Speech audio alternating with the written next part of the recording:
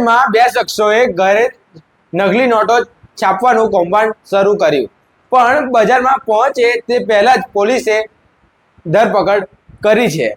નડિયાદના વહરવાડમાં ચલણની હેરાફેરીનો મોટો રાગડો ઉકેલાયો છે.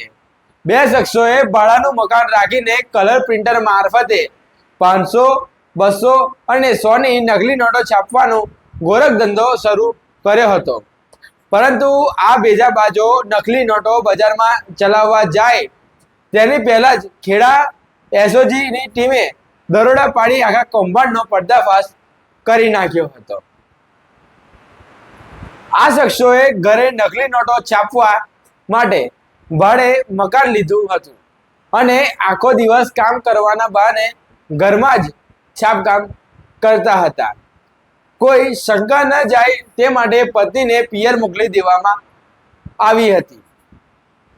ત્યારે એસઓજી ટીમે દરોડા દરમિયાન કુલ 1,11,100 ની નકલી નોટો અને અન્ય મુદ્દામાલ જપ્ત કર્યો છે, જેમાં 500 ની 135 નકલી નોટો, ₹200 ની 168 નકલી નોટો અને ₹100 ની 25 નકલી નોટો તેમજ ઓરિજિનલ 3 નોટો જે મોડેલ તરીકે વપરાતી હતી, કલર પ્રિન્ટર અને 2 મોબાઈલ ફોન તથા 17,500 રોકડ રકમ જમા કરેલ છે.